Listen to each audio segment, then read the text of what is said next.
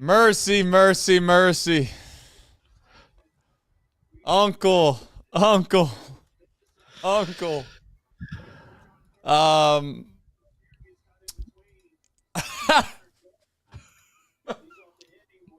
not sure. I'm not sure what to say here. Okay. Reds are down 1-0. Bottom of the ninth, Nick. We're gonna have to get synced up. I just, boy, I never thought we'd get to a point in this show where you couldn't even find anything to discuss. But here we are. They do have the 15 blown lead losses. So that's the most in Major League Baseball. 2-8 in save chances this year. All right. Let's make it 2-9. All right, I gotta create this broadcast here so we can clip up this show. I mean, God, we got to make sure we can clip this up tonight. We're gonna walk it off, Nick. Come on, we're gonna walk it off.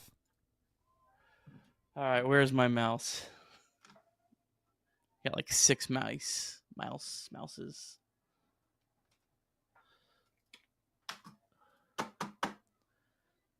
Walk it off. We're gonna walk it off. All right, 10, 9, 8. I paused it on 8. All right. Yep, I just seen a ball. So 2-0. Pitch clock. 13, 12, 11, 10, 9, 8, 7, 6, 5, 4, 3. The pitch. Yeah, do we need to do this again? We're good. We're good. Wait, who's this guy pitching? Do they have two Wilsons? Well, they're supposed to have a Wilson starting. Is this?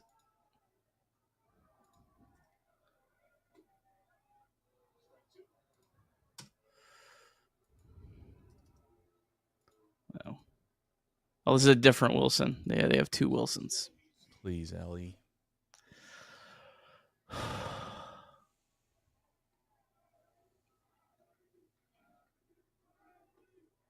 Okay. Throw another one of those.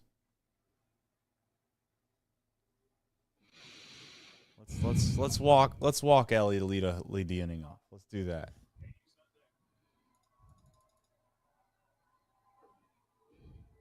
There's just no way. There's no way. Get out of here. There it is. There it is. We're walking this off. I mean, you know what's crazy and sad is that there's like this sense of I'm not even happy. I'm just relieved. I'm not even like I can't even explain the feeling right now. It feels like I'm with you. I'm with you. We just seen a semi truck just smash right into a guardrail right next to us, and we're like, well, I'm very thankful that wasn't me, and I'm trying to process all this.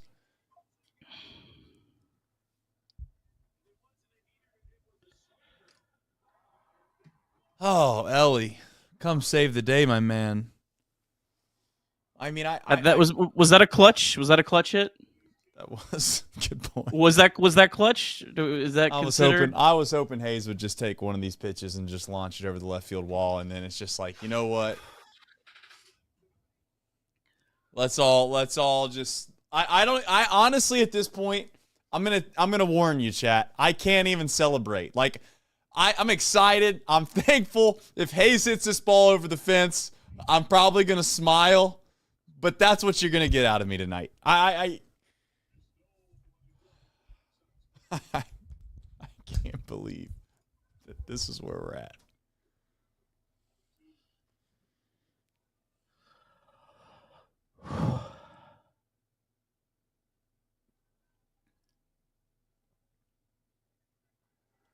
Was that like our first like positive moment live on a show all year? Well, we had the Hines. Yeah, we had the Hines, but it was quickly relieved by disappointment. Which, to be fair, we're not out of the woods on this one either. No, not at all. Boy, he threw that sweeper in there, and Elly swept it, didn't he? Goodness gracious.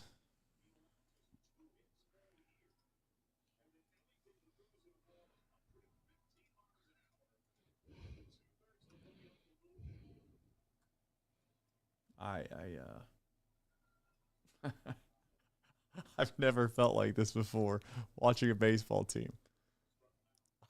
I don't even I don't even know what to think anymore.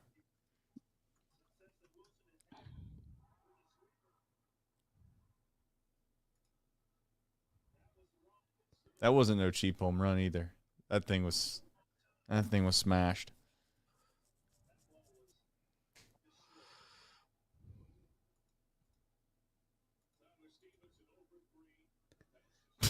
Sorry, E. Smith Pineda, you just got removed from the deep drive of the day. 114.9, 435 feet. 114. 114.9. I mean, I don't roughly. I think that's probably like a top 10 hardest hit home run, probably for the Reds all time. Well, I mean, Statcast, of course. I think Willie Moe might have got a few in there. I wish Adam Dunn would have been around during the Statcast era. He would have played a lot longer. And he would have been appreciated a lot more.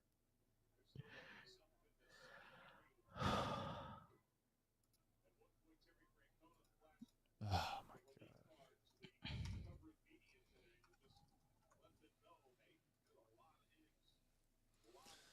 Is Luis May throwing the 10th? I mean, can Pagan not go too with the day off? I mean, he can, but... Yeah. I really like to not think about the 10th. Well, I mean, I don't know if you've been watching this baseball team, but I'm thinking about the 12th personally. I'm trying to cycle through making sure we have somebody available for the 12th.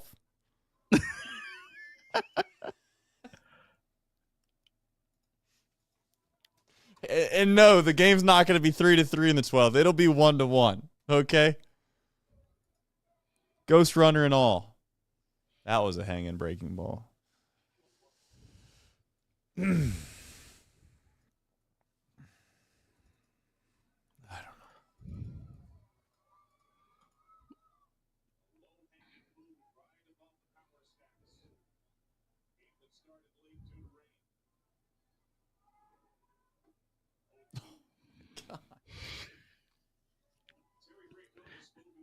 You ever see some of these pitches and just go, I really would like to see maybe just Reese Hines take a hack at one of these and just see what could happen. I hope Spencer Steer. He just ain't him, man. I don't know. I'm not trying to be rude. I just these are mid 90s fastballs just right by him. Listen, I'm excited, guys. I'm thrilled. I'm happy. I'm happy. Elly we don't do a show after a shutout. I mean, we don't have to do a show after a shutout. Anything else is gravy.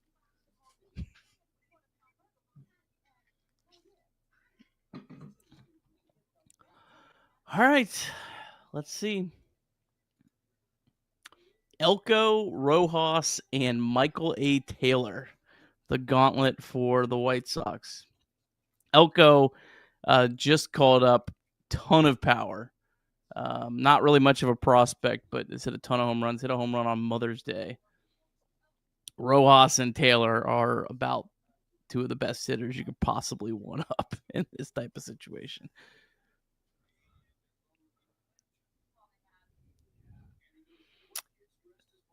See what the Reds are going to do here. That's what I'm curious.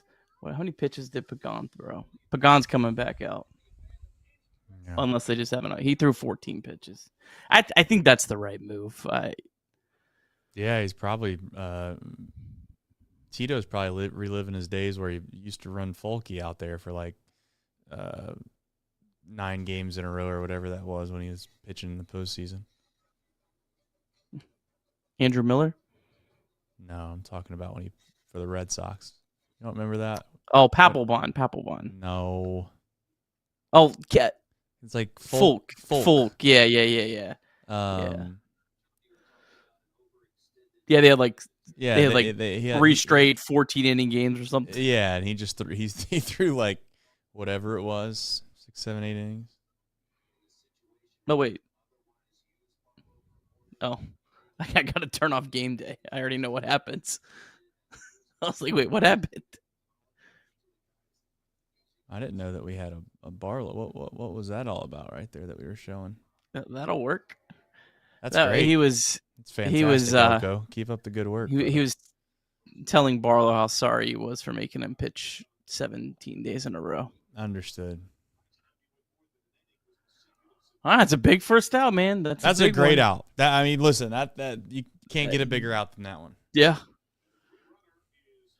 Except for the next two, of course, but not letting that guy that's the get most to third dangerous base. guy to hit a 2-run home run.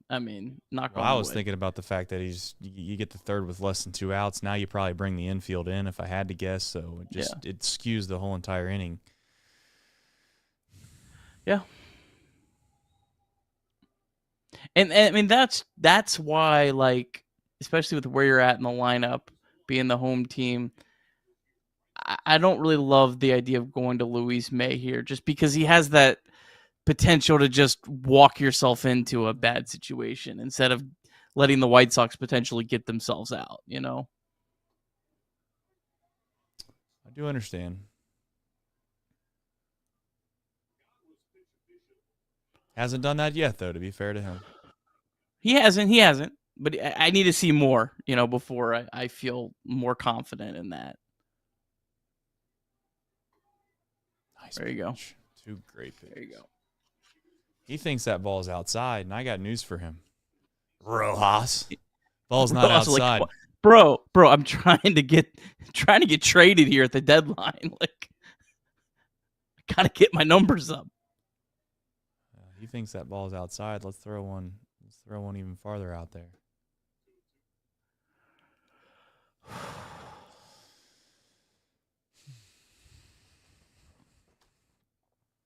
This game is going to end what seems like at midnight.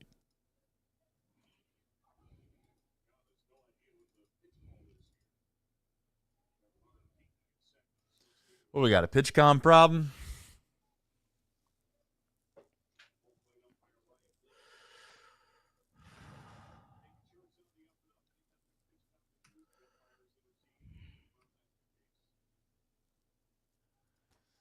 All right.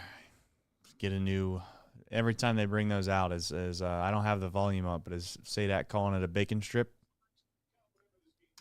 I wasn't paying attention. Intern's at the game today, so I got a little double duty here. The grind. Elly had to ruin my post game graphic, like the jerk. I had a nice little photo of him and Frito colliding. I had a caption ready to go, and Elly just ruined. I'm glad he messed that up. I much prefer that. I'm joking, by the way. I'm very happy that he messed that up. Oh. All right, come on. Come on.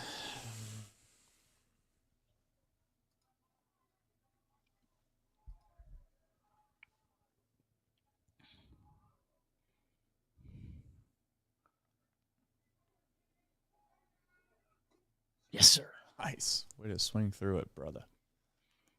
Much appreciated. One more.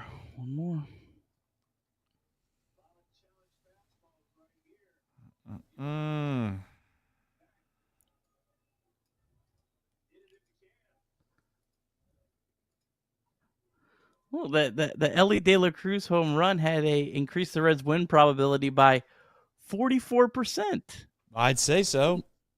It's a nice one. It's his number. It's kind of a. Would it go from 1% to 43? No, they're a little 45? more optimistic on the Reds.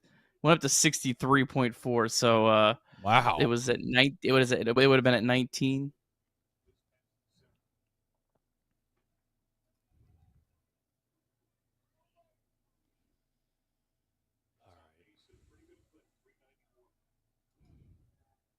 Is this the ugly game that gets the Reds back on track?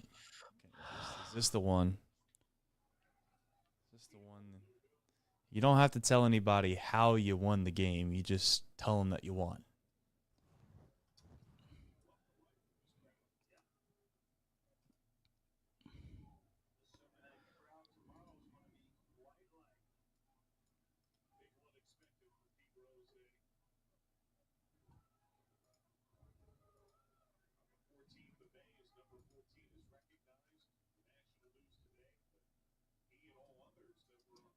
Come on, Emilio. Come on, buddy. Find a way here. All right. It's not the world's worst thing to walk him. I'm not saying it's good. Yeah, this is a pinch hitter. He's actually having a pretty solid season for the White Sox. I guess all I'm saying is that I would prefer to not groove a fastball right down the middle here, just because you think that you can try to get a guy. Okay, that's a strike. You can stay there. We'll take it.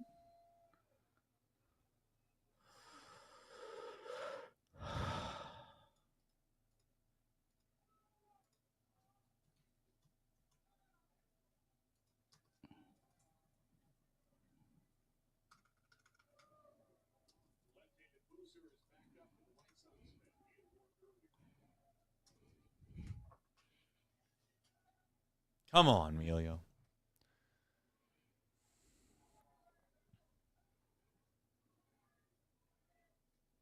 Yes, sir. One more. Let's go. Make some noise. Make noise. I hate that. Is that gone, I hope? I haven't heard it in a long time. Yeah. I just wanted to bring it back. It's the worst. Damn it. It's okay. It's okay.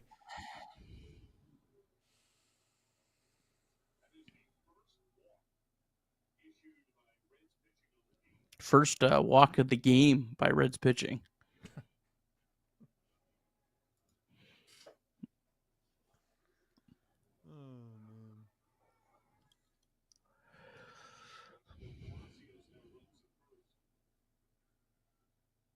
White Sox emptying the chamber tonight. Imagine pinch running a guy. I don't know. Maybe there's something. I don't know their team well enough, but That was their backup catcher. I'm just saying they're pinch running a guy that's behind the lead runner. Maybe they're gonna hit a ball in the gap and that guy can score from first. I think he has to take over as a defensive replacement, anyways. Okay, there you go.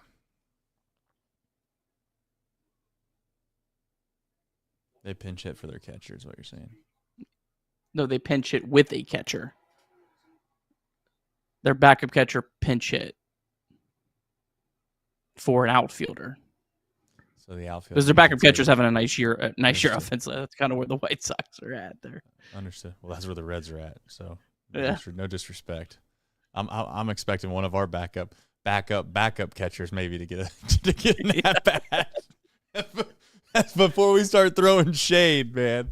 I'm looking for the backup catcher to maybe get an appearance. Can we just get this final out, man? Please? Come on, Nick.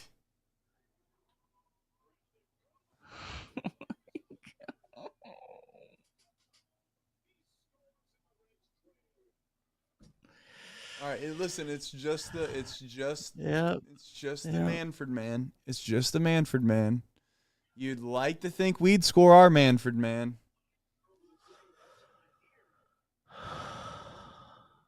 Oh.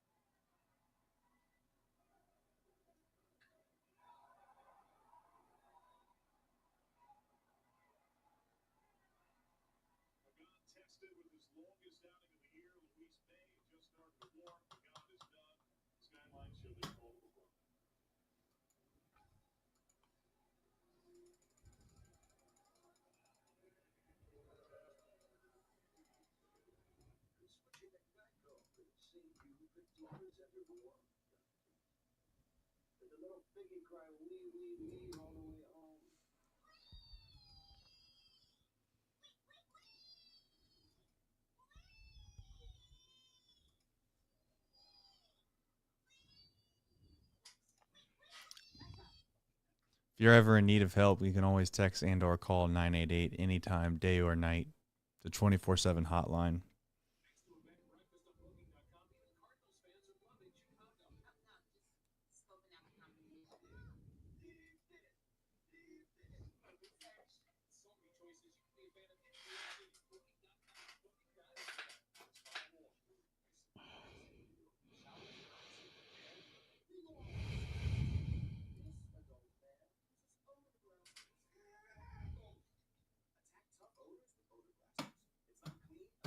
This is just the most disheartening team that you can watch.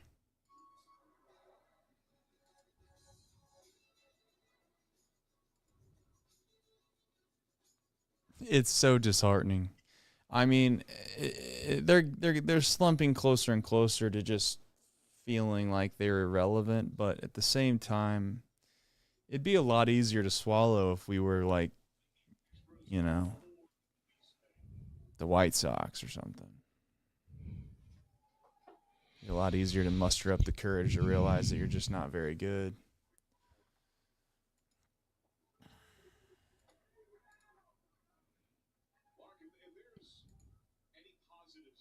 Emilio Pagan, 1 walk, his first 13 outings of the season.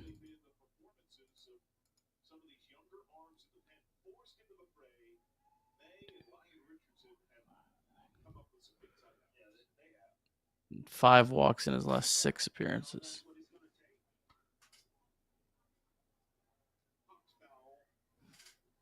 Not available to save a game tomorrow, I presume, either.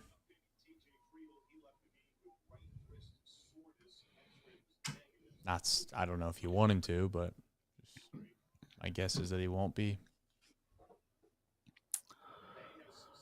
No. So I guess it'd be Santillan. Who am I kidding? Not worried about saving baseball games tomorrow for. That would require a run before the 9th.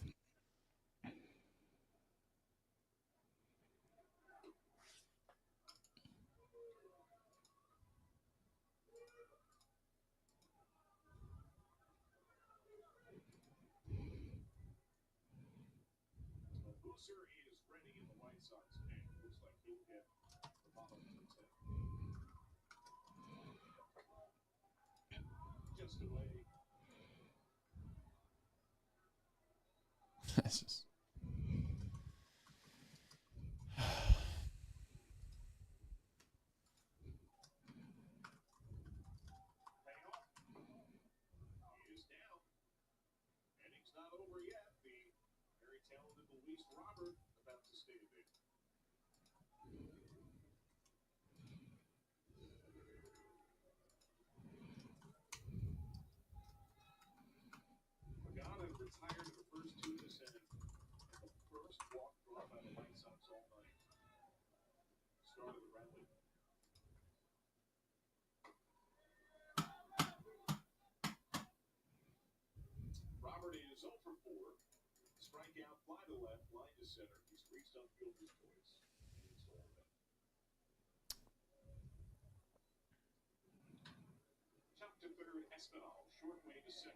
Well, just put it in trade for Robert.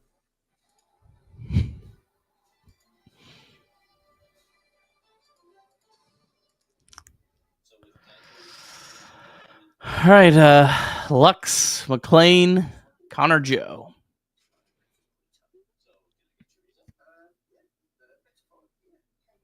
Sounds like 3 hits to me.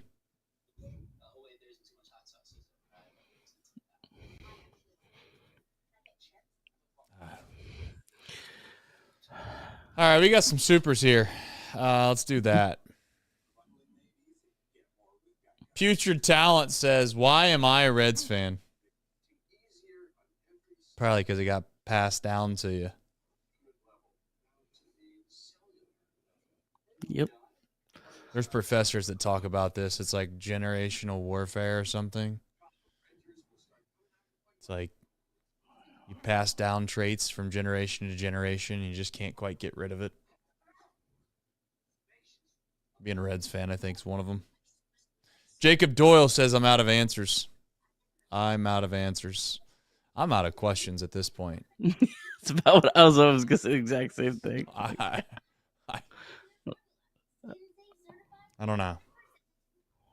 I'm out of questions. Trail Mix fan. I like Trail Mix. Says, is it time to cancel the FanDuel subscription? Yeah, well, I don't know. I actually never even thought about the idea that you could cancel the FanDuel subscription. I guess going month to month might have been a major mistake by FanDuel. They ought to have made people sign up for the year. They don't know any better. I don't know. White Sox bringing in a lefty. This is the guy that's technically their closer. They elected not to pitch him in the 9th because he's kind of been struggling. Maybe they wanted to get his feet wet again here with a 4-run lead. Yeah, the get right. Yeah. Outing.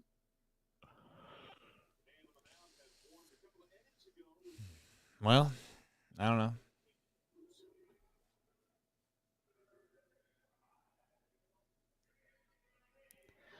Find a way to get 2 on base. Give Hines a shot. Although, I mean, I don't know. We could have gave Hines a shot all night in a 1-0 game. No, is he pinch hitting for Gavin Lux? Is this legal? Yeah, he's pinch hitting for Gavin Lux. Wow. Desperate times call for desperate measures, Nick. By the way, it is very poetic that we pinch hit our backup catcher immediately after that. It's funny. That's good.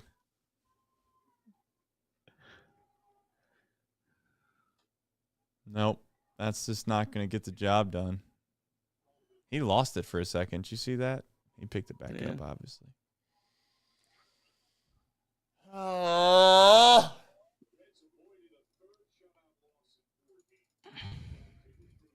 I just can't believe this. I can't believe it.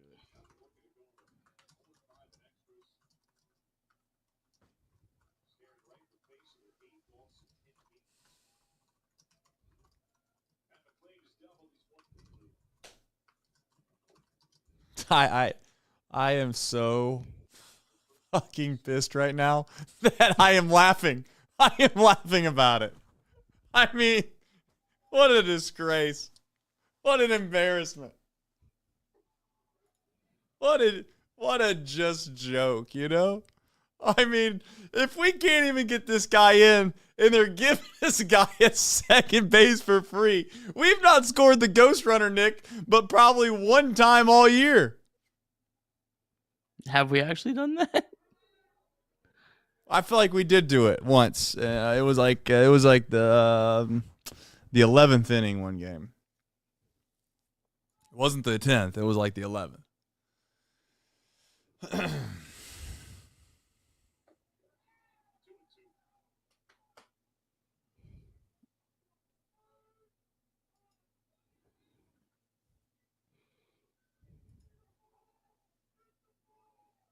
I just can't believe this.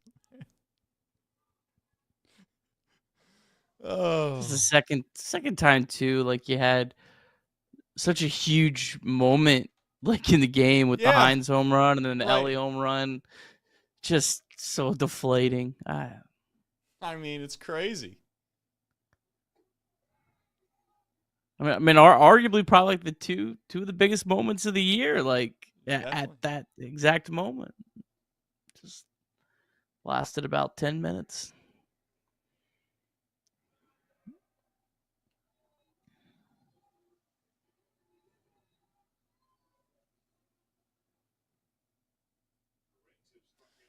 Well,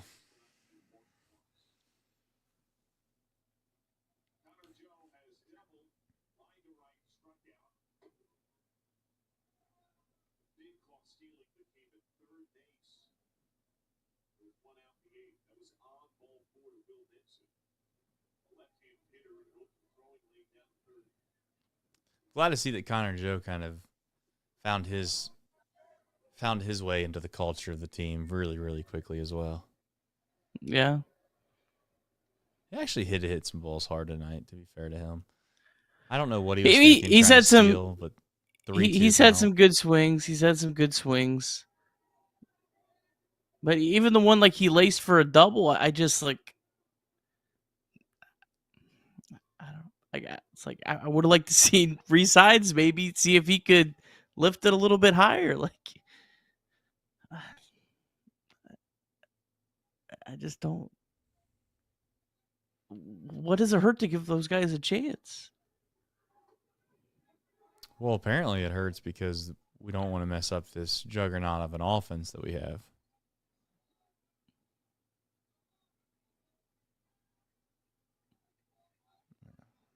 Glad to see Connor take his time. Can't take it home with you, Connor.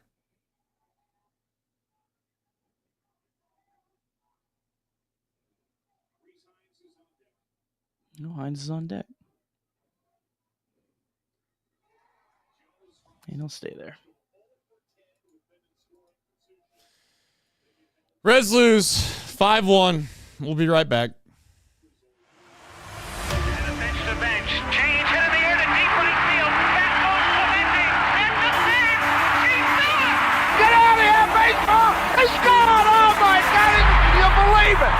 Johnny Bench has tied it up. The Cincinnati Reds win the World Series in four straight. It was a sweep. In the dirt, it's a wild pitch. Here comes Foster. The Reds win the pennant.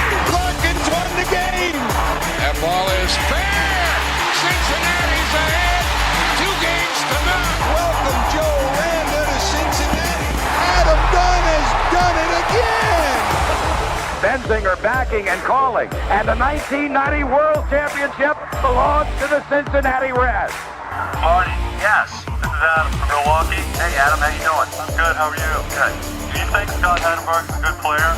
Dunn up there with the bases loaded, the outfield deep and around toward right, and the 1-0 on the way to the plate. Swung on, long drive, right field, and this one belongs to the Reds. And a high drive. Hit back into deep right field. Junior has just knocked the door down to the 500 club. Benson's first home run is a walk-off winner.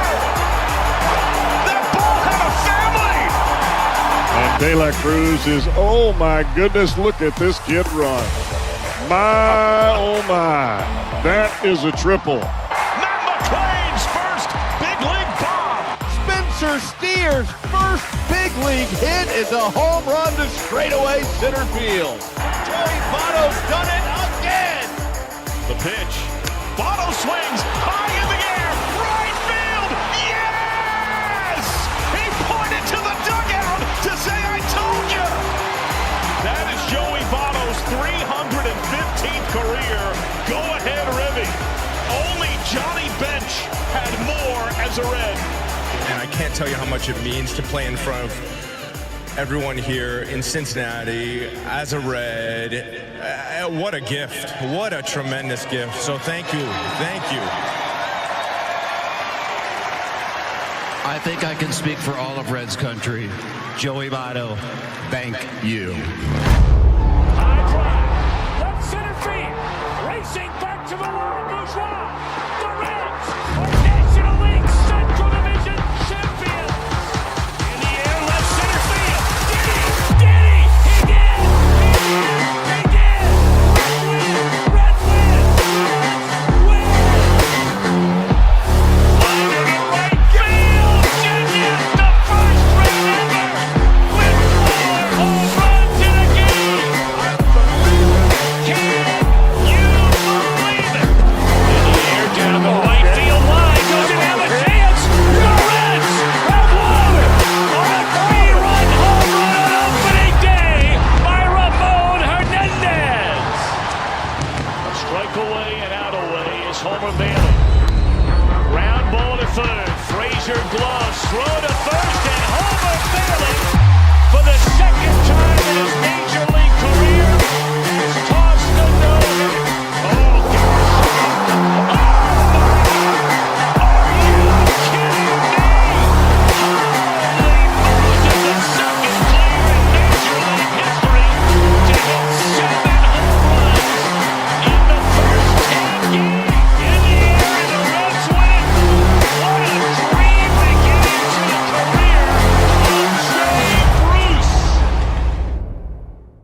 All right, Nick, we come your way on yet another losing edition of Chatterbox Reds. Reds fall 5-1 to the Chicago White Sox. Yes, I said that right. The Chicago White Sox. 5-1 sounds like a baseball game that you're not supposed to win, Nick, but ultimately you look back at it all and you feel like, as usual, they should have won this game. You can't continue to do the same things over and over again and expect different results, and yet I think we find ourselves here trying to maybe justify why they're going to change, and I don't know if they can change. I'm sure we'll get into that maybe and more in this show. People from time to time ask us, Nick, how'd we get lucky to have such a great gig, and we're blessed and these things, and we are. But I must remind and tell people that doing a show on a night like tonight is the real reason as to why there are times where I tell people it's not as pretty as it may seem. I'm going to do my best to provide some semblance of a decent show, but on the front end of all of this, it's becoming increasingly difficult because the story doesn't change. Their narrative doesn't really change, and the results have not changed. Yet, we got to find a way to spin this thing for the next 30 to 45 minutes, Nick. I hope you help me. But anything to add before we jump into the box score recap and get into God who knows what? No. All right, box score recap presented by yours truly. All right, Reds taking on the Chicago White Sox, game 1 of 3 at Great American Ballpark. Game was delayed 1 hour and 45 minutes because of rain. Andrew Abbott was fantastic once again through 6 innings of just 1-run baseball, only allowed 4 hits, no walks, 7 strikeouts. Abbott now has a 2.10 ERA on the season. The Reds offense, it really struggled in this one. The White Sox went with an opener, the lefty Brandon Eisert. He retired the Reds' new look, top of the order, on 9 pitches in the first. White Sox then went to Jonathan Cannon, who pitched quite the gem for the White Sox. He went 6 innings, 4 hits, no runs, no walks, 6 strikeouts. But the Reds, they did have several good chances. Matt McClain smoked a double on the first pitch he saw since getting moved to number 8 in the lineup in the 3rd inning, but he got stranded. Elly Cruz had a leadoff single in the 4th, quickly erased on a Austin Hayes double play. Spencer Steer had a leadoff double in the 5th, and then he made a boneheaded out on the bases, getting caught in between going on contact on 3rd base to home. Will Benson off the bench had a leadoff infield single in the 6th. Benson stole 2nd base, but he got stranded. And then Connor Joe, a double with 1 out in the 8th, but he got caught stealing on ball 4 to Will Benson, which would have put runners on the corners with 1 out. Looked like the Reds were going to have another shutout, which would have been their 3rd in 4 games, but they got saved by Elly Cruz. He absolutely destroyed a baseball 435 feet in the bottom of the 9th, but then Austin Hayes struck out, Tyler Stevenson grounded out, and Spencer Steer struck out on 3 pitches to send us into extra innings. Emilio Pagan came back out for his 2nd inning of work. He was 1 pitch away from getting us to the bottom of the 10th with a 1-1 tie, but he gave up a single to Chase Meadroth to make it a 2-1 game. And then Pagan served up a big home run into the left field seats to Miguel Vargas to put the Reds behind 5-1. The Reds went 1-2-3 in the bottom of the 10th. Reds fall to 20-23 on the season. The Reds are 3 games under 500 for the first time since April 9th. One other note from this game, TJ Friedl and Elly Cruz collided, trying to make a catch in the 4th inning. Both players stayed in the game, but Friedl would leave in the next inning, and that is how Will Benson entered into the game. All right, we got a deep drive of the day, and as Nick mentioned previously in the show, it was probably one of the bigger moments of the season so far. It felt like a huge momentum shift. It gave the Reds what seemed like a good chance to win. In fact, the win probability would jump at the season high 44% on one swing of the bat. That would give the Reds a 63% chance of winning. Elly De La Cruz, 7th home run of the year, 114 off the bat, 435 feet, and as we said, it would tie 1-1. But ultimately, it wouldn't end up mattering. The Reds would go on to lose 5-1, and that 63% would become 0%. DSC, though, they are a leader in renewable commodities for biofuel production, specializing in used cooking oil collection, aggregation, and sales. Visit www.deepsouthcommodities.com for more information, and thank you to John for supporting this show. Let's not bury the lead here. You have no words / Pagan. I think that's probably where some people will go is Pagan. I'm not going to do that. I'm just going to go out on the limb and just say, hey, this offense, it's piss poor. They're terrible. They suck. Say whatever word you want to use. That's the story. They suck. You can't score 1 run in 10 innings and come back to me and sit here and talk about, well, Pagan was 1 pitch away. Maybe they still scored a run. And yeah, you can tell me that if Pagan would have thrown a perfect inning right there, they maybe would have found a way to score the guy. Well, they haven't done so all season. I misspoke. They haven't done so all season. They haven't got a guy that started at second base with nobody out all season in extra innings that can't find a way to get him in. So, want to talk about Emilio Pagan? Sure, we can do that. That's fine. And I'm sure that that's what some people would prefer to do, is sit here and play the blame game on a guy that gave up a 3-run home run. And yeah, would it have been nice if the shifted infield wasn't shifted and that weak ground ball towards second base would have been caught and thrown to first? Yeah, it would have. But that's not what happened. So a weak ground ball scores a run, 3-run home run makes it what seems like completely out of reach. And in fact, if anything, showcases what this Reds team's about right now. The score is 5-1 against the White Sox, and it felt like you'd have to play till Friday to tie them. So that's where I'm at. How you fix it, I don't know. I don't care anymore, to be honest. And in fact, I obviously had a clip that we did not too long ago, just the other day, about, what do we make about Chris Valleca? I don't know. I don't even care anymore. You want to fire him? Fire him. But you can't fire the whole entire offense. So if you want to fire him, go ahead. See if it works. But the one thing that I don't understand, Nick, is we keep sitting guys that have a chance to hit the ball out of the ballpark, and we keep putting in guys that are marginal at best players. At best. I'm trying to be nice on a show like tonight. They suck is probably the word I should use. But here we go again. And I'll give Spencer Steer some credit. He hit a ball off the warning track. It bounced off the warning track, hit the wall. It led off the inning with a double. You'd like to think we can score. Matt McClain hits a double, leads the inning off. You'd like to think we can score. But unfortunately, Nick, 2, 3, 4, 5. The only guy that got a hit was Elly De La Cruz. He had 2 hits. Everyone else was over. That's just not, you're not going to win baseball games doing that, Nick. It's not going to happen. So it's like you want to have an offense that is a contact team that can hit with runners in scoring position, but they're not good enough to be that team. They make boneheaded plays on the bases. I don't know which one's worth, Spencer Steer or Connor Joe.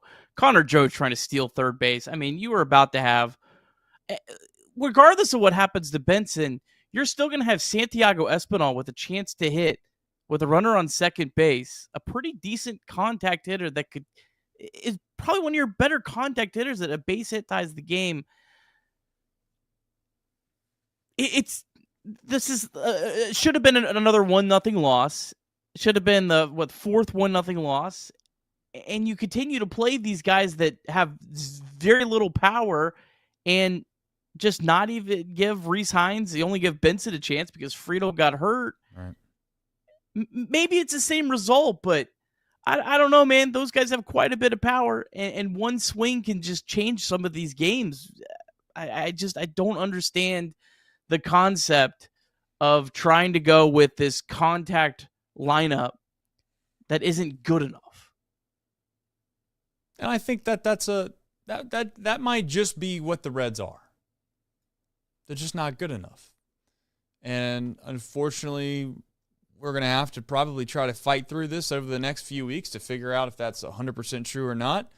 one loss like a loss tonight doesn't 100% mean that, but it's certainly trending in that direction. It certainly feels like we've gotten ourselves so far downstream that it's going to require us to swim so far upstream to get to a point where we feel good that we're going to wear ourselves out by the time we get to the point where we need to be. And you can't continue to drop these games against, we'll call, bad teams. And maybe we're a bad team too, to be very clear.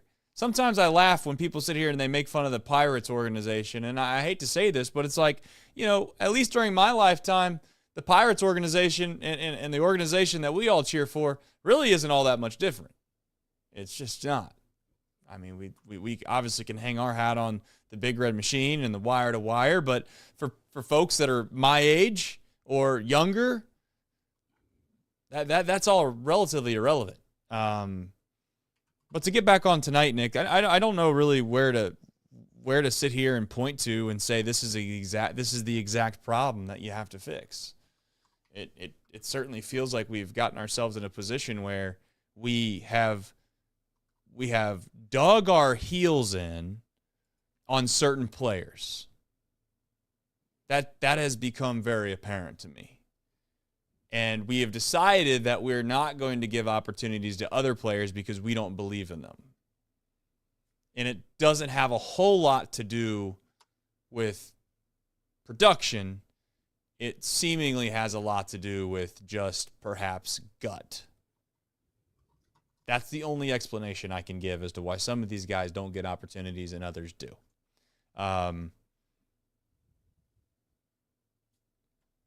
don't know. Because ultimately, some of the guys that aren't very good right now, like, McClain, they moved him down the lineup, Nick. It seemingly maybe felt like that was going to help him. His first pitch, he rips a double off the wall. But then you get back into the game, Nick. Like, we can sit here and we can get on Spencer Steer, right? I think we can get on Spencer Steer. It was a boneheaded play. But, you know what would make that job a lot easier, Nick? Hitting a fly ball 380 feet. I mean, it would. Or we can check swing. We could kind of check swing Nick and hit a little bleeder out there to the right and make it a questionable decision, or a chopper to the pitcher, make it a questionable decision. Like, why I think we get so frustrated with base running?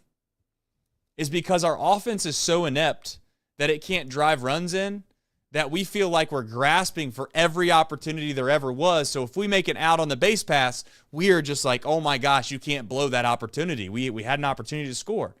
I mean, if this team's hitting the ball out of the park, they're ripping doubles down the line, they're scoring guys from first base, we probably don't sit here and argue and get upset about the base running as much as we do. That's just my thought on all of it.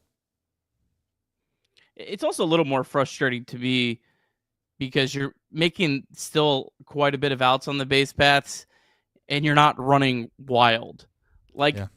It's a little more excusable, in my opinion, if you're creating havoc and you're going to force the other team to make mistakes. But how many mistakes have we seen the other team make because the Reds run rampant on the base pass? Like we saw really in 2023. We didn't see as much in 2024, but we still saw it from time to time.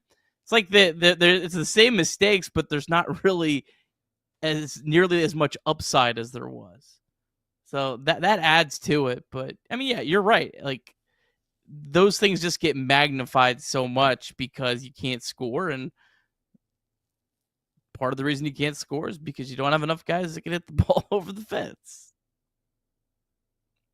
I don't think Pagan, though, deserves a pass in this one. I really don't. He has not pitched well of late. The honeymoon's wearing off in him in the closer role.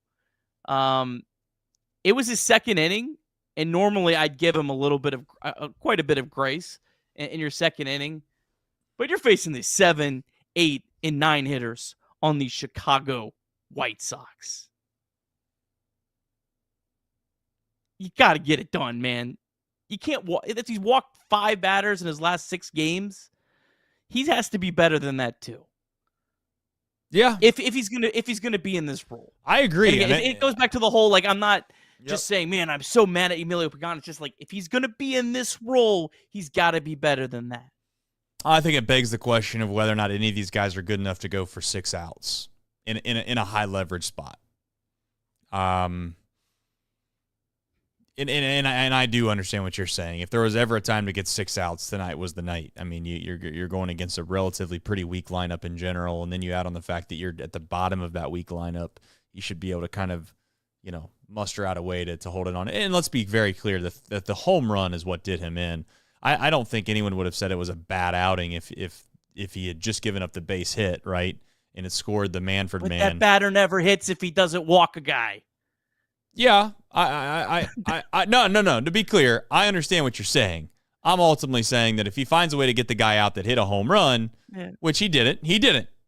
So I'm not here to suggest that he deserves a pass at all.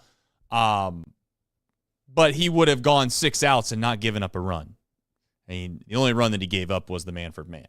So ultimately, he wasn't able to do it. He walked a guy. He gave up a base hit. He obviously gives up the home run. And now you find yourself in a position where you feel like you can't even battle back in extra innings, being down 4 runs. So,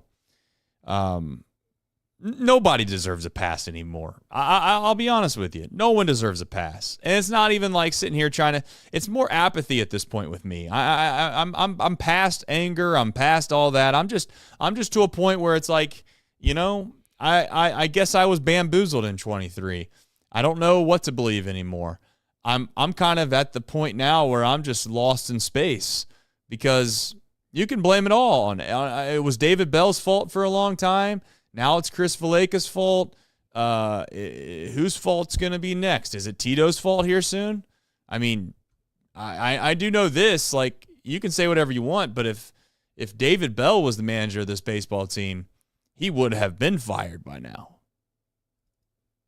So, I don't know. Point.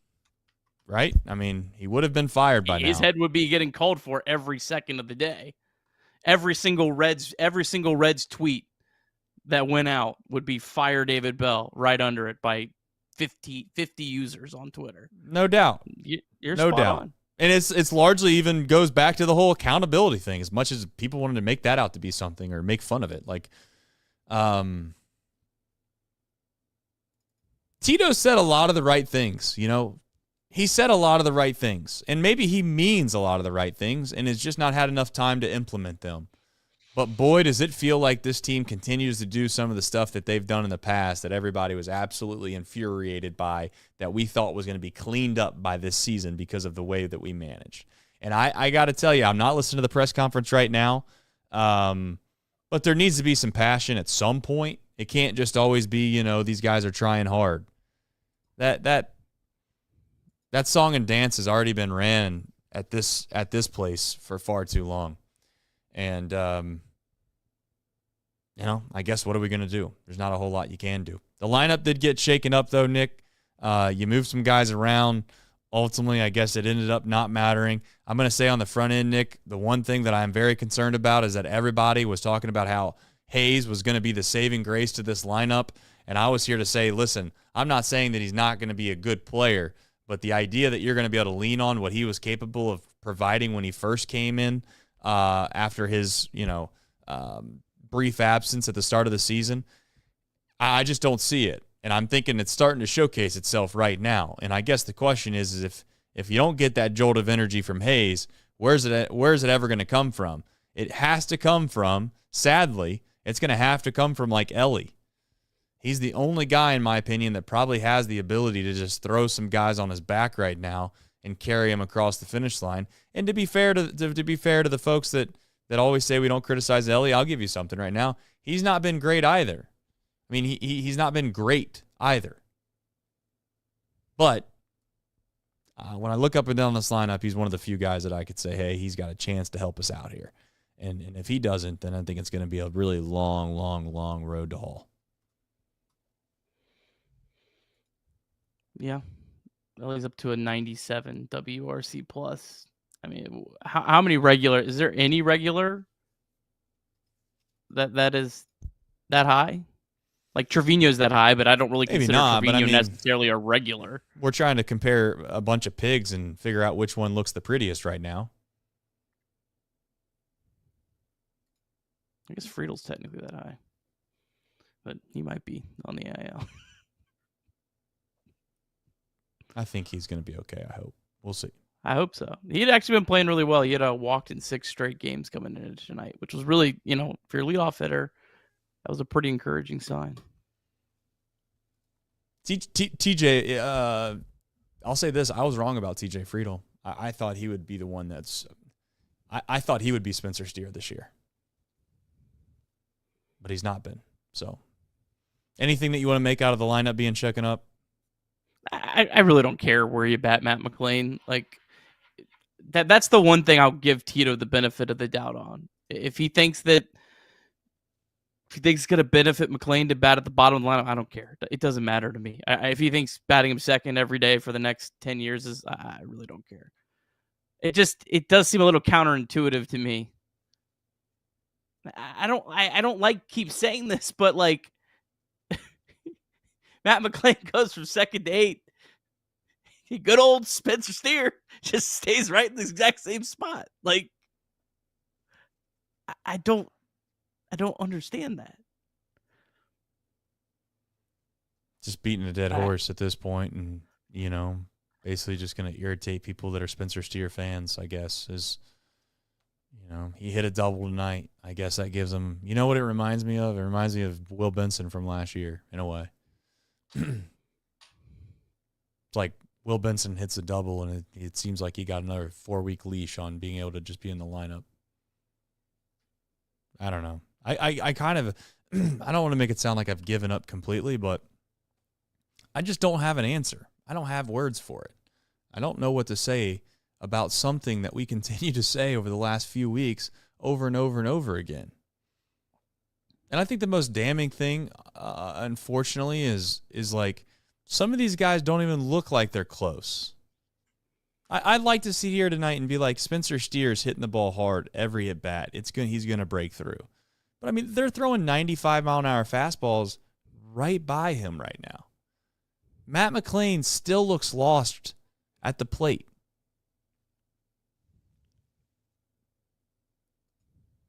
It's just not the Matt. It's not. I'll say this. It's not the Matt McLain and Spencer Steer that I think the vast majority of this fan base got excited about. They're not those guys right now, and I don't know what it's going to take for them to become that. But they're not even close to who they were at one point. Maybe that's Chris Valleca. I don't know. I don't know. I need Matt McLain deserves more time. Like, he missed a whole year, and he does still play really good defense at second base. But yeah, he hasn't been good either. He's not been good either. I mean, it sucks. It sucks. Matt McLain has been bad. He's been bad. And you know what I would say is I think Francona left him in the 2-hole for way too long. And I know that Tito was like fighting for him, wanted to keep his confidence and all those things, but you gotta kind of realize that a lot of these guys that we're putting in the lineup on a daily basis, none of them have proved themselves at the MLB level. Maybe a few. Like I'll even throw in another crazy thing, Nick. Like, do we think that sitting Trevino for multiple days in a row possibly with Tyler Stevenson is a smart thing to do based off of the way the season's gone so far? I would say no. But I understand someone's going to tell me that look at Trevino's stats over the course of his career, and you got a guy coming back and Stevenson, who was at one point, if still not a part of the core foundation of this team. But when I watch I don't know. When I watch him, I don't feel great about it either. I just don't. And I'm talking about Stevenson. I don't. It sounds like a morgue because I guess I don't really like anybody at this point. And for the most part, I guess that would be true. I don't know. It's almost like with some of these guys, it's like they kind of contradict themselves a little bit on which players you keep in the lineup, you keep trying to progress in terms of their development, which is very important. I certainly believe in that. But other guys, you don't really. You say, oh, it's fine if resigns. Just gets caught up and sits on the bench for 4 straight days. Like it just doesn't. There's just like I think the biggest reason for Stevenson is like Stevenson is your catcher, like of the future, or at least that's your plan. That's why you have to play him as much as anything. But then like you just kind of let Hines and Benson and some other guys just kind of go to the wayside. 100%. That's the thing that I don't. If it was consistent, I could maybe understand the vision a little bit more. They pick favorites. They have picked favorites. They have picked guys that they think in their mind are deserving of getting the grace that is being a young player and not having many at bats. Those guys are very, very etched in stone, and it's very clear to me. Spencer Steer's one of those guys. I think Jake Fraley for a while was one of those guys, but he played poorly long enough, and then I got hurt, and all these things happened to where he didn't get an opportunity as much as he once did. Matt McClain's another one.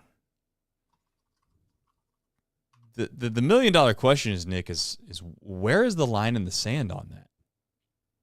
Like, how bad does it have to get before you decide you're just like, this isn't going to work? We can't continue to do this at a major league level.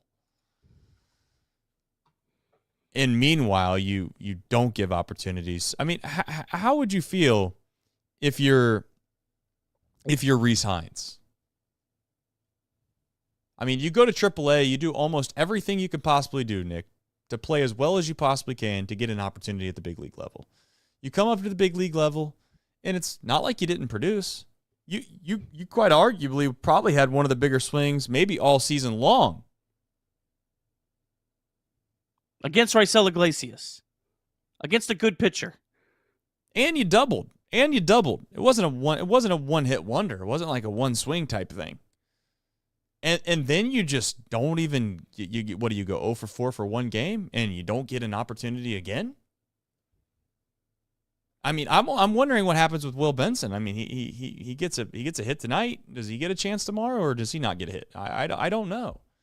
And I openly say, like, Tyler Stevenson is also for me a part of this conversation. He doesn't deserve at bats to me. Like, it's not a guarantee this guy has to be in the lineup no matter what.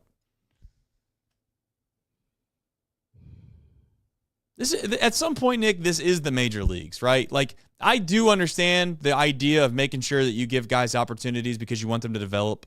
Well, guess what? If you aren't producing at a big league level, then you don't get to play in the big leagues. You go to the AAA. You go to AAA. You continue to work on things. You get at bats. You don't stunt your development because you're sitting on the bench, and then you get brought back up to the big leagues. We'll see if you can stick.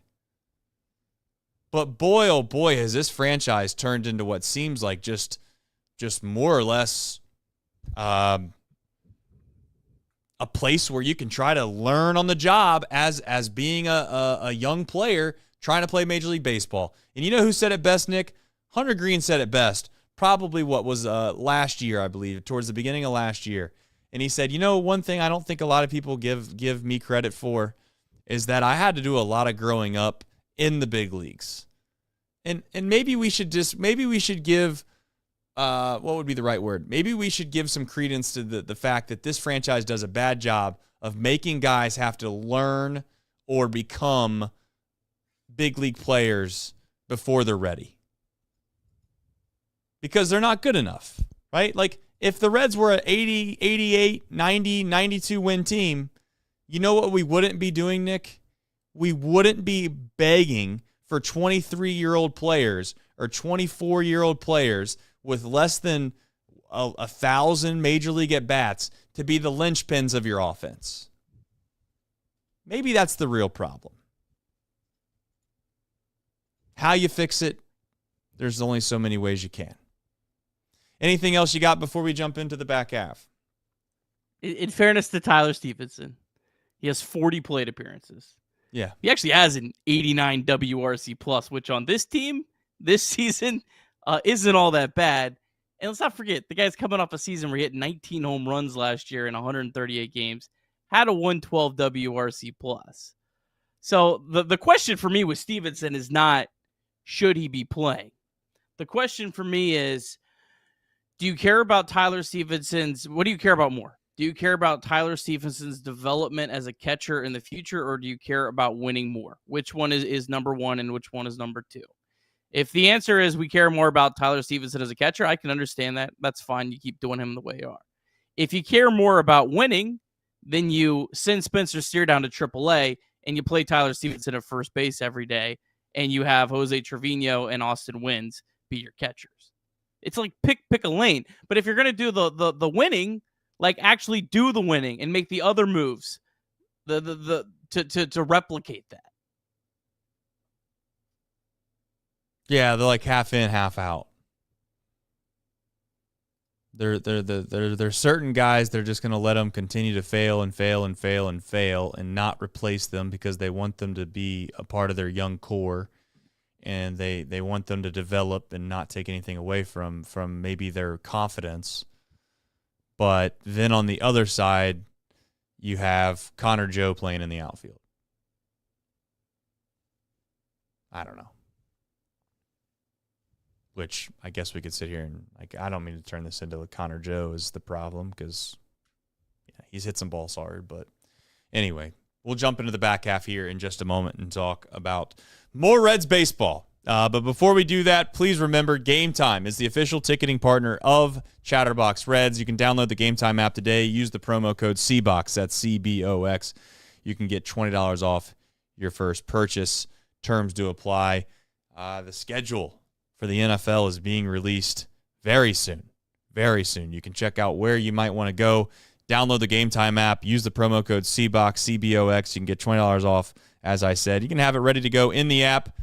2 clicks in, you're out.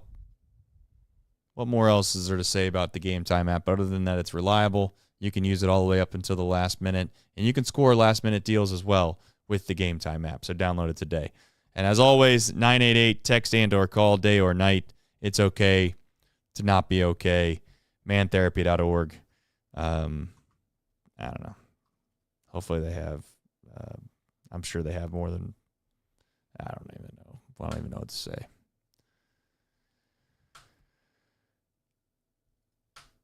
Yeah. Being a fan of the Reds is not easy. It's just not easy. Not easy at all.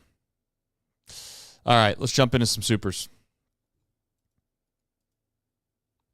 Boy, do we have some supers tonight. You guys are very supportive of this show, and I very much appreciate it. I do understand the Reds need to win some baseball games here soon, or else it's going to feel really irrelevant. But I'm hopeful that they're going to figure that out. All right, here we go. Well, 32 says, Rays need to move to Orlando, so I have a local team. Man, if you're in Orlando rooting for the Reds, God bless you. Well, 32.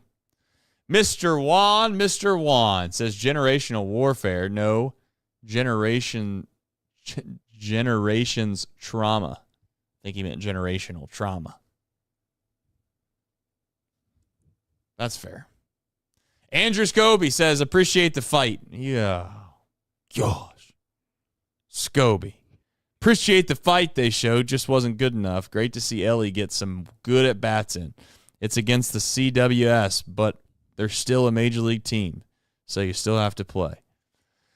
Yeah, I mean, listen, Chicago White Sox are bad, but I was thinking to myself, they're going to win games. I mean, how many games are they going to win, Nick? I mean, they're going to win at least 50 games, right? I mean, they're going to win 50 games. No, 45. What's your guess? This last night, they had I think it was like 55. All right, so they're going to win 55 games. Somebody's going to get upset 55 times that they lost to the White Sox. One of them was us. We'll find out if it's more. They're only giving them 47. 47. No. They're expected to win 47 more games this season. 59 is the total. Okay. 59. My apologies. All right. Daniel Meyer says, piss poor performance by our offense. They need to call 988. There you go. Gadzook says, getting swept gets someone fired. I feel so dirty saying that's what I want, but it's the truth. Damn, that's where you're at, Gadzooks. Who gets fired, though? Like, that's the thing. Valleca gets fired? I mean, maybe that's the problem. I don't know. That seems crazy, but here we go. As I said before, I'm out of answers, so maybe I'll start taking them. Alex Dungan says the Reds are middling. The Reds are a middling organization led by an ownership group and front office who reek of nepotism and lack the means and wherewithal to field any semblance of a perennial contender. Sell the team, Bob. I love you guys. I'm defeated. I'm trying to remain optimistic, says Leave It at the Table. But I'm legitimately sad. This team isn't good. It is what it is, I guess. Houston Berger says, fire David Bell. That's right. He gets it. He does get it. Terry Miller says, well, where are you going to go? Let's start there. I mean, sell the team to who? And Aquila the Great says, committing to a contract team. What does that say? Contact is what they meant, I think. Committing to a contact team at GAPP is like committing to pop fly ball pitchers at Coors. Their anemic offense is something to behold at GABP. And Andrew Scobie then chimes in and says, in fairness to this team, if you're not getting hits on the regular, I do appreciate the hustle and trying to make something happen. Scobie's here. He's optimistic, man. He's feeling he's had some gummies or something. There's no doubt in my mind. Doesn't make it any less better, but that's an observation I see. Scobie, thanks for chiming in. Thank you for the super chats. I do want to know, though, are you possibly taking some edibles tonight? Bryce says, remember last year's May 2025 might be worse. Lord have mercy. God. Yeah, listen, the sell the team stuff, guys. Like, I mean, it is what it is. Like, I don't even want to entertain that stuff. There's no point in entertaining. Like half the teams in baseball doing that now. Like I feel like I see that every other day. I see some fan base saying that. Yeah, it's like trade. Ned Flanders wants trade Chang-In Lin for Javier Baez. Okay, Ned. Now we've gone too far. I know we're down. But Ned, come on. I need to speak to the chat though, Trace. I need to speak to the chat, please, because for some reason, using weighted runs created plus is losing the translation. I try to use it because it's an easy stat that 100's average. It's a simple totality stat. But for some reason, they don't like that for my argument that Spencer Steer has been good. So let me make sure I read the more traditional stats on Spencer Steer this season, just so we're very clear. Spencer Steer has had 151 trips to the plate. He has a 190 batting average, a 265 on base percentage. He has 9 extra base hits, a 299 slugging. Tyler Stevenson has come to the plate 40 times. He has a 206 batting average. Actually dropped quite a bit after a bad day today. A 325 on base percentage and a 382 slugging percentage. Tyler Stevenson has 4 extra base hits in 40 plate appearances. I just want to make sure, I usually just use WRC plus, but I'm going to say 89 WRC plus versus 54 WRC plus. Really nice and easy, rolls off the tongue. But if you need me to go into the exact total stats, happy to do it to make sure we're all on the same page. I got a stat for you. This offense sucks. Is that good enough? You can give me numbers all you want. We can crunch them, spit them in, spit them out, put them into your T9 calculator. Are those things even a thing anymore? I don't know, but I used to play like Snake on it all day long in calculus. Perhaps that's why I'm not much of an analytical type of guy, because I'm just not smart enough to keep up. But I do have 2 eyes, and I don't even think you need to see eyes or need to have eyes to know that this offense sucks. So that's where we're at right now. Will it change? Let's all hope. Let's all hope. No, like, that's the thing. Nobody's really been good. Hayes, okay? All right, let me change what I'm going to say. I'm going to change it. Nobody's been good and healthy. Nobody is spotless. Nobody is perfect on this team. So when we sit here and we complain about certain guys, and then we want to say, why don't you pick on Elly? Why don't you pick on this guy? All right, fine. If it makes you feel any better, Elly's not been great. Do we feel good now? Elly's not been great. But when you start to compare Elly to some of the other folks on this team, it's just not as bad. So, and I can't help that Terry Francona puts Elly in the 3-hole every single day. Okay, I'm sorry. Do I think Elly's a 3-hole type of hitter at this stage in his career, at this point? No, I don't. Would I like to see Elly perhaps be in the 2-hole or the leadoff position? Probably. But when you have a team that's not very good, you stick guys in spots where maybe they don't belong because that's just the best that you got. I don't know. All right. Speaking of Elly, you have Clutch Elly on there. It's another thing that'll get lost in translation. There's no doubt in 2 weeks, Nick, no one's going to remember this home run, but it was a clutch home run. We can give him his kudos here real fast before we move on. It matters whether the Reds stink this year or not. It matters that Elly De La Cruz continues to progress. It matters a lot. So that was a big home run for him. Also had a ball and hit 111 miles per hour in the 4th inning. So had 2 really, really good swings of this game. Look, that's very encouraging. The game wasn't encouraging, but Elly De La Cruz had a really good night at the plate. It matters a lot. So I don't know. All right, Andrew Abbott, excellent again. What more can you say about this starting pitching outside of a few starts this year? They've been excellent. And you know what? You know what the good thing is? If you want to hang on to something that you're starting to feel really good about, Andrew Abbott's starting to feel like a crafty left-hander.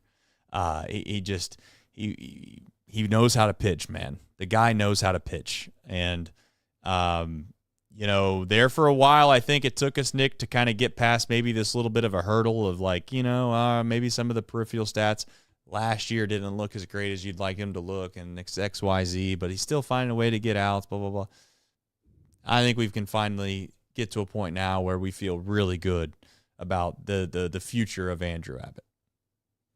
Well, he's striking a lot of guys out this year, too. I mean, he's currently striking out 11.4 batters per 9. He only struck out 7.4 last year. Now, I would certainly expect that 11 is going to come down, but I think he's found a way to miss more bats. His last 2 starts, he struck out 7 today. So his last 2 starts, he has struck out 15 batters and not walked anyone. That's as good as it gets. So it just sucks that you wasted it. And yeah, today was the White Sox, but the last start was at Atlanta. That's a pretty tough environment to go pitch in. 8 strikeouts, no walks in that one. So, yeah, and I heard our guys on the Chatterbox Reds pregame show talking about, Andrew Abbott is this Reds' second best pitcher right now. And the way he's pitching right now, I can't argue with it. I don't think he'll end up being the Reds' second best pitcher, but I'm not going to say it's not possible at this point because he has pitched very well this year. And a lot of the concerns I had for why Andrew Abbott couldn't be that top of the rotation arm, he's actually changed the trajectory so far this year. Last 2 outings, he's had 0 walks. For as much as we want to sit here and discuss the strikeouts, the lack of walking guys is just as important. As we found out in extra innings, right? The one thing that you probably want to go back and change if you're Pagan on a night like tonight is the fact that you walked a guy. So just something to keep an eye out on is the fact that, and I also Ashcraft got out of a huge jam. It's just small moments in this game where you felt like, Nick, didn't you feel like, okay, that's got to be the momentum shift that this team needed to get over the hump? You strand guys in scoring position. You get a big-time double play there to end the inning, and they just, time and time again, the offense just does not bail this pitching staff out. So we'll see. Worth mentioning Tony Santillan as well. Another perfect inning from him. He's been incredible. Yep. Yeah, and that's what sucks is because Pagan obviously is, I'm not trying to give him a pass, guys, but when I look at the box score, it's like, you go 6 innings, an inning of scoreless baseball, another inning of scoreless baseball. You go 1 2/3 innings without giving up a run, and then you give up a big run. You give up some big runs. I'm not going to say they weren't big runs, but it's like ultimately, man, it's just ridiculous that we find ourselves every game feeling like we're just playing with the razor's edge anytime you give up any type of run. So it's just old. I guess, you remember when we were beating the Rockies like 10-7 and all that? Like, I was thinking to myself, like, at least if you're a Rockies fan, it's kind of entertaining baseball to lose. This team loses the most absolute horrifying games to watch, man. Like, they're just so terrible in regards to entertainment. That's what probably makes this whole thing even worse. This brand of baseball that we're playing is just the worst. No disrespect to FC Cincinnati, but if I wanted to go watch games that were this high scoring, I'd go down there. TQL Stadium has plenty of games that end 1-0. I'm tired of watching the baseball team do it. Well, and I mean, you've had like two really good moments this year with Elly's home run today and Hines, and it literally lasted like 5 minutes before it didn't matter. Yeah. And you know what? Sean Connor brings up a good point, too, really quickly. Austin Wynns is a guy that has helped his team a lot. And yet, he doesn't get opportunities either. So, I don't know. And listen, Austin Wynns, he had a big day in Baltimore. As much as I want to sit here and act like I don't really put a lot of value in that day in Baltimore from the offensive analytics perspective because of the amount of runs they scored, the amount that their offense was ballooned, and it only really helped them win one game, but overall it makes it look like they're actually an average offense. So I get it. Austin Wynns had 6 hits in one day too there. So that dramatically changes the outlook of what he looks like as well. But it's here nor there. All right, let's jump into Reds MILB. It's Tuesday night. So there's games. Nick? There has been plenty of games. A couple good ones today for the Reds MILB. We'll start off with Louisville. They lost 3-1 to Indianapolis. Bats have lost 4 of 5 to fall to 19-20 on the season. Blake Dunn 1 for 4 with a double walk and a stolen base. Jacob Hurtubise 0 for 4. Sam Moll walked 2 batters and had 2 balls hit 104 and 107 against him. So he really struggled in this one, gave up 2 runs. Shout out, though, to Aaron Wilkerson. 5 innings of 1 hit, 1 run baseball. All right, down to AA, the Chattanooga Lookouts. They lost 4-1 to Birmingham. Lookouts have lost 4 straight. They now are below 500 at 16-17. Good day there for Edwin Arroyo, 2 for 3 with a triple. Sal Stewart, 1 for 4. Hector Rodriguez, 0 for 4. Ethan O'Donnell, 0 for 2 with a walk. The Dayton Dragons, they got a really nice win tonight. Carlos Jorge had a 2-run go-ahead homer in the top of the 12th. The Dragons won 11-9. I think they were down like several runs late in this game, fought back. Obviously, good day for Jorge, 2 for 5 with the homer. Good to see he had really been struggling. Yerlin Confidant tripled in this one. And my guy, Easton Sikorsky, 3 innings, 1 earned run, 1 walk, 6 strikeouts. He is pitching incredibly well down in the Dragons bullpen. The Daytona Tortugas, they also won over the score of 11-9. They're now 16-18 on the season.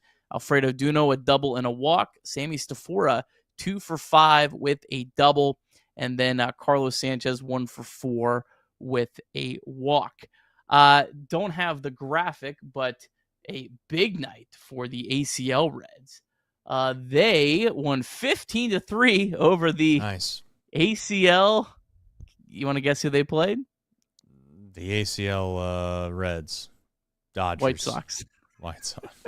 They scored 15 runs. Nice. Arnaldo Lantigua, 3 for 4 in this one. So that's good to see. The guy the Reds got from the Dodgers. Doesn't look like Shang-In Lin played in this one. Nor did Tyson Lewis.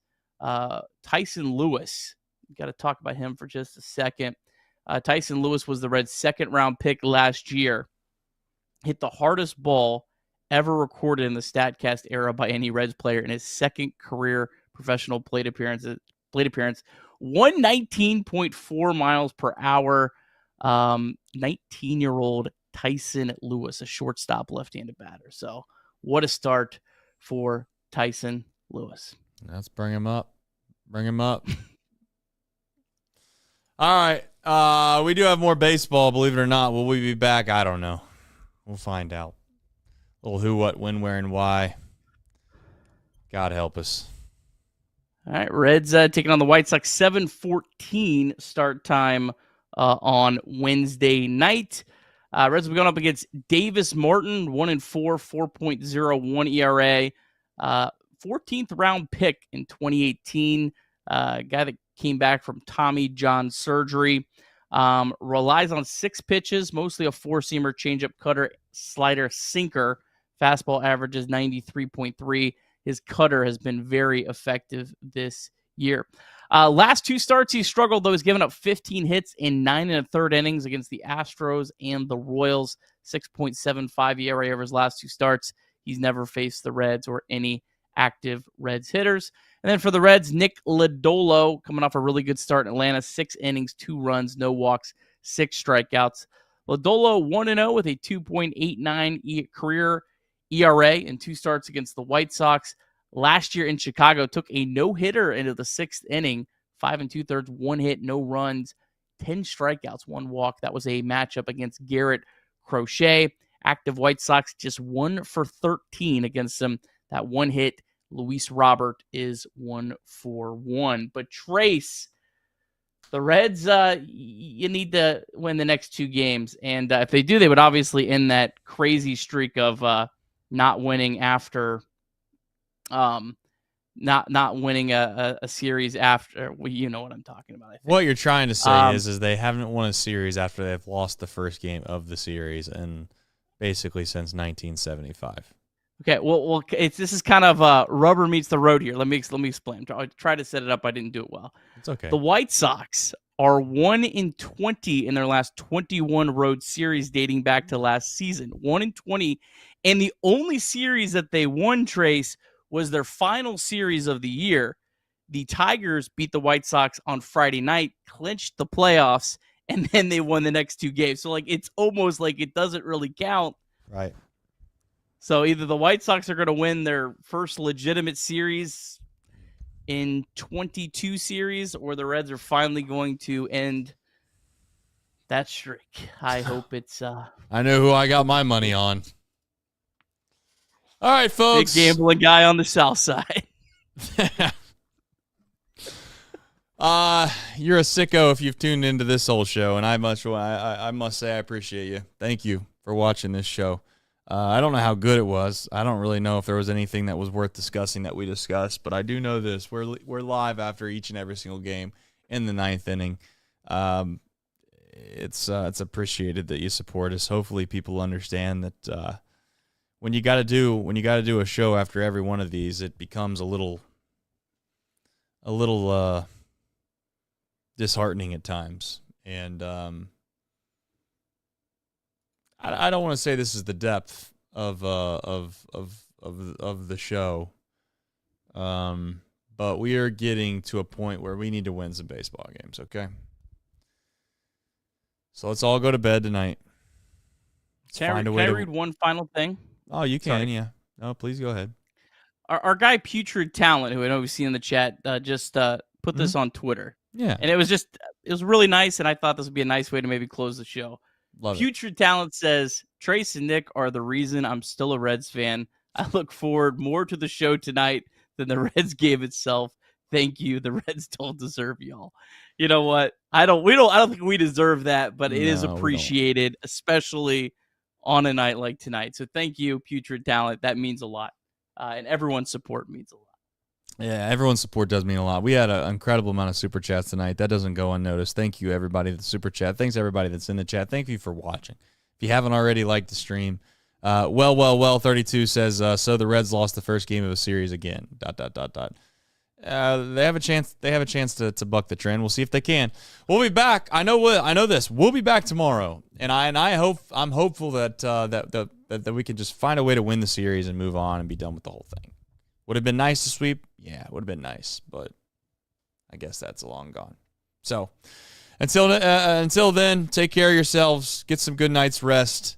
It is 5-1-4. So. Pete Rose Day, baby. It's going to be Pete Rose Day tomorrow. Take care, everybody. We'll see you then.